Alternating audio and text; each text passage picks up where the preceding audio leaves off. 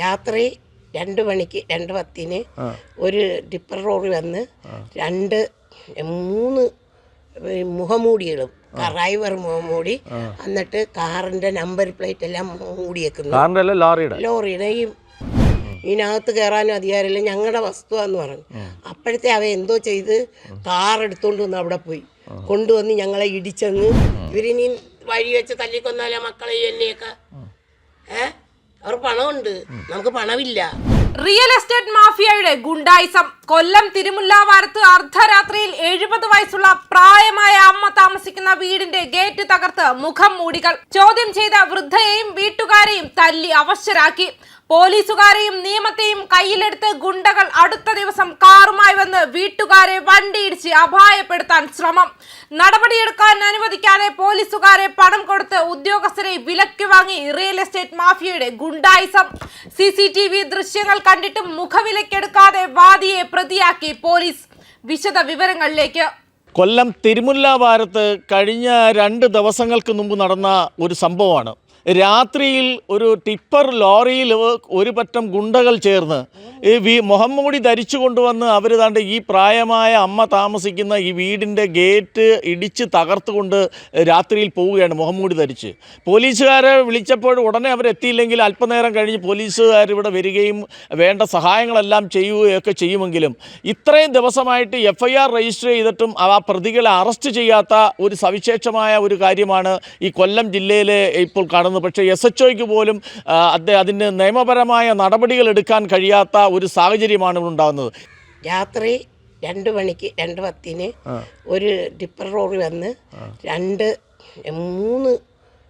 മുഖംമൂടികളും driver മുഖംമൂടി എന്നിട്ട് കാറിന്റെ നമ്പർ പ്ലേറ്റ് എല്ലാം മൂടിയേക്കുന്നു.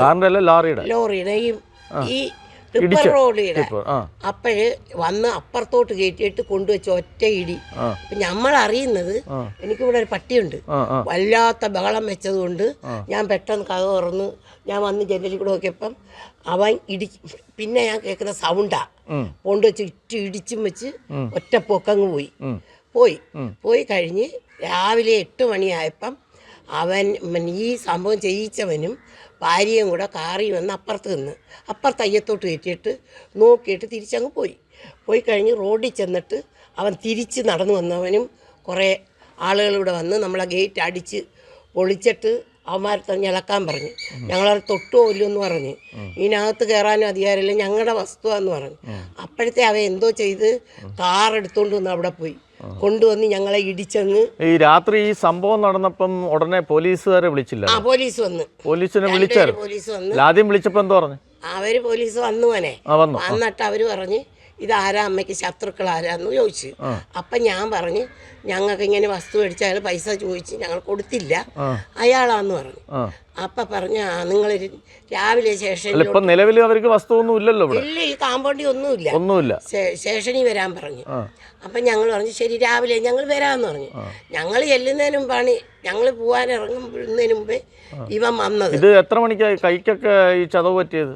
കഥ പറ്റിയ 9 മണി 9 മണി. അന്നേരം എത്ര പേര് വന്നായിരുന്നു? അന്നേരം അവൻ 10-15 പേരെ കൊണ്ടുവന്നു ജോലിക്കാരി. അന്നേരം ഈ പ്രായം ഒന്നും നോക്കാതാണോ? അവൻ പറഞ്ഞ പ്രായമുള്ളവർക്ക് വന്നാൽ കുഴപ്പമില്ലെന്ന്. അല്ലെന്ന് ഈ കൈയുടെ അമ്മയുടെ പ്രായം ഒന്നും നോക്കാതായിരുന്നു. അവരടിച്ച് ഇങ്ങനെ അടിച്ചില്ല, വണ്ടി ഇടിച്ചങ്ങ് കയറ്റി 2 വട്ടം. എന്നിട്ട് എന്താ ഇവര് FIR ഇട്ടിട്ട് ഇതുവരെ പ്രതികളെ പിടിക്കാത്ത? FIR ഇട്ടിട്ട് പിടിക്കാത്ത ഞങ്ങളായി ഇപ്പൊ പ്രതി. നമ്മളെ വീട്ടിൽ വന്നപ്പം ഇതെല്ലാം ചെയ്തിട്ട് ഇപ്പൊ ഞങ്ങളായി പ്രതി. ഇപ്പൊ എന്തോന്ന് പറയുന്ന പ്രതി? അവരെ വീട്ടിൽ വന്നവരെ അടിച്ചെന്നോ? അവന്റെ ഭാര്യയെ എടുത്തിട്ട് അടിച്ച്. അവൻ വേറെത്തന്നെ കൊണ്ടുവന്നുവനെ. അവൻ വന്നിട്ട് എന്റെ മോളെ അടിച്ച്, എന്റെ മരുമോനെ അടിച്ച്, എന്റെ കൊച്ചിയർക്കനെയും കാറിടിച്ചു പോലെ. അപ്പൊ ഇവ എന്തോ ഇതറിയാ, പണ്ടില്ല പറയൂലേ കള്ളന്മാര് വരുമ്പം സ്പ്രേ അടിച്ച് കണ്ണി അടിച്ചു കൊടുക്കാം, കുരുമുളകില്ലേ. ഈ കൊച്ചില്ല അവന്റെ കാറിന്റെ അകത്തിരുന്നവന്റെ കണ്ണി അടിച്ചു കൊടുത്തിട്ടുണ്ടേ. എൻ്റെ മരുമോനെ അടിക്കുന്നത് കണ്ടപ്പം അവൻ്റെ കണ്ണിച്ചെന്ന് അടിച്ചു കൊടുത്തു. എന്നിട്ട് അവൻ ഒരടിയും കൊടുത്തു. അവൻ്റെ അച്ഛനെ അടിച്ചപ്പോൾ അവൻ അടിച്ച്. എന്നിട്ട് അവനെ ഇവിടെ കൊണ്ടാക്കുമെന്ന് മൃഗപാഠശാല എവിടാ. അല്ല, എന്നിട്ട് ഇപ്പം ACP ഒക്കെ വന്നിട്ട് എന്താണ് പറയുന്നത്? ACP പറയുന്നത് കുഴപ്പമില്ല, അത് അവൻ്റെ ഭൂമിയിൽ എന്തിന് നിങ്ങൾ ഗേറ്റ് ഇട്ടു, അവരുടെ അധികൃതമായിട്ട് ഞങ്ങളായിട്ടത്. അവന്റെ സ്ഥലമാണ്. അതിനിങ്ങനെ ഇടിച്ചു തകർക്കുകയും അടിക്കുകയാണോ ചെയ്യുന്നത്? അതിന് താലൂക്കും ജില്ലയും പിന്നെ വില്ലേജും ഒന്നും ഇല്ലയോ? അതൊന്നുമില്ല. ഇപ്പൊ ഇവരാ അതിനൊന്നും പോവാൻ എന്താ ഇവൻ താലൂക്കിൽ പോകണം, അല്ലെ കച്ചേരി പോയി നിയമപരമായിട്ട് പോകണം. കോടതികളുണ്ട്. കോടതികളുണ്ട്. എന്തുകൊണ്ട് ഇങ്ങനെ സംഭവിച്ചു? അതല്ലാതെ രാത്രിക്ക് രാമായണം ഇങ്ങനെ വന്ന് പ്രായമായവരെ അടിക്കുകയും മർദ്ദിക്കുകയും ചെയ്തിട്ട് നിങ്ങൾക്കെതിരെ കേസെടുക്കെതിരെയായി. ഞങ്ങളെ പറയുന്ന ഞങ്ങളെ മക്കൾ ഇനി വെളിയിൽ പോകാൻ സമ്മതിക്കത്തില്ല. ഇന്നിപ്പം ACP വന്നായിരുന്നല്ലോ, എന്താണ് വീണ്ടും വന്നപ്പോ ACP പറയുന്നത് നാളെ അങ്ങോട്ട് ചെല്ല്, നിങ്ങൾ അധികൃതമായിട്ട് എന്തിനു നിങ്ങൾ കയറ്റിട്ട്. അപ്പൊ ഞാൻ അങ്ങോട്ട് ചോദിച്ചു, ഞങ്ങളെ ഇടിച്ചു കൊന്നതിനൊന്നുമില്ല, അതവിടെ കിടക്കട്ടെ, ഞങ്ങളെ ഇടിച്ചു കൊന്നതിന് കുഴപ്പമില്ല, ഞങ്ങൾക്ക് ഒരു കുഴപ്പമില്ല, അത് നിങ്ങളങ്ങ് വന്നാൽ നമുക്ക് അവിടെ പറഞ്ഞില്ല തീർക്കാം. അതാണ് വേണ്ടുന്നത്, അതാണ് വേണ്ടത് മക്കളെ. അപ്പൊ നിയമത്തിനും ഇവിടെ പണക്കാർക്കേ ഉള്ളു, പണച്ചാക്കിനേ ഉള്ളു വില. അപ്പം നിയമവും ഭരണഘടനയും ഒന്നും ഇവിടെ ഒരു പ്രശ്നമല്ല, ഒന്നും ഒരു വിഷയമല്ല. പ്രായത്തെ ഒന്നും ഒരു വിലയല്ലെന്ന് പറഞ്ഞു. അപ്പൊ ഈ മുതിർന്ന തലത്തിൽ നിന്ന് മേൽത്തലത്തിൽ നിന്നാണ് ഇങ്ങനെ ഒരു പിടി ഉണ്ടായോണ്ട് നമുക്ക് ഇങ്ങനെ വന്നേ. ഇപ്പോഴും അതാണെന്നില്ല, ഇത്ര ദിവസമായി. ചൊവ്വാഴ്ച നടന്ന സംഭവം, ഇന്ന് വരെ അവൻ പിടിച്ചോ? ഞങ്ങളടുത്താ വരുന്നേ. അതെന്തൊരു ന്യായമാ? രണ്ടു പേർക്ക് രണ്ട് ന്യായമാണോ? പണമുള്ളവനൊന്ന്, പാവത്തുങ്ങൾക്കൊന്ന്. നാളെ വേറൊരാൾക്ക് ചെയ്താൽ ഇവരിങ്ങനെ പറയുമല്ലേ. ഇതിൻ്റെ ഓണർ വന്നു, അയാൾക്ക് കേസില്ലെന്ന് പറഞ്ഞു. മറ്റേ വില മേടിച്ച് കൊടുക്കുന്നവനാ അയാൾ വന്നിട്ട് നിൽക്കുന്ന റിയൽ എസ്റ്റേറ്റ് ബ്രോക്കർക്കാണ് ഈ പ്രശ്നം. അവനാ ഈ പ്രശ്നം ഇത്ര ഉണ്ടാക്കിയാൽ മറ്റേ ആളിപ്പോ വന്നിട്ട് ഞാനാ കരം കൊടുക്കുന്ന, എനിക്ക് പ്രശ്നമില്ല.